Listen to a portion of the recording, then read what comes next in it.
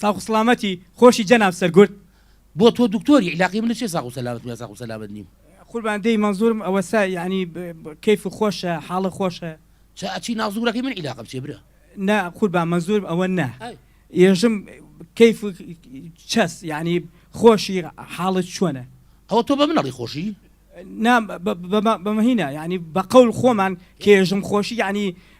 جەنابتان خاستن شکر سلامەتن کورە بابە تۆ وازلەوە بێنە تۆ پێم بڵێ بۆ لە دەرەوەی چێکی لێرە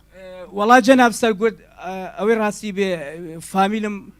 عفونەتی خواردگە هاتوم کەمێ سەرماخوردگی بۆ بسێنم جافارینەوە لە بەرانیەوە عیلاقی بێمەوە چییە قوربان ئەوە نەژم تۆ ینی ئەوە هینە چی پێشن نەخۆشە خێزانم نەخۆشە ئێ باشە تۆ نازانی هاتنە دەرەوە مەمنوعە تۆ لەوە خەڵکی ئێرە نەبی غەریبم قوربان غەریبم نا مەڵێ غەریبم هەمووی هەر وڵاتی خۆتە ڕۆڵە گیان بەس پێم بڵێ تو بۆ هاتی بۆ ئێرە دەی جەناب سەرگورد آخر منی هینە شەریکەتم هەست شەریکەی تیارە نەخێر قوربان شەریکەی سیارە نا تۆ چێژی شەریکەی ئەفریقی نا قوربان شەریکەت ئەها ئەوە هینەکە ئەزبەریت نا قورب جەناب سەرگورد شەریکەتم هەست شەریکەتی نانیتی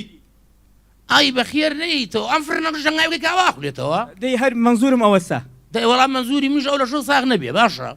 بۆ جەناب سەرگورد کار کاسبیم هەست آخر باشە باش ئێستا هەر ئێستا لەکوێوە هاتووی ڕێک بڕۆرەوە ماڵەوە بابەجان هاتنە دەرەوە مەمنوع ئاخر ڕۆڵە تۆ تووشی ڤایرۆسەکە بیت خۆ ها بە قەچەنە ماوەتەوە دەی وەڵا ڕازێژی ئەوە منیش بە قسەی جەناب دەکەم و ئەچمە ماڵەوە دانیش هیوای سەرکەوتن بۆ ئەو شەریکە موهیمەش دەخوازم کە بۆ هێناوی دەی خاست بەس یەک زەحمەت بکێشن کەنانەکەتان کڕی تەڕیشیکەن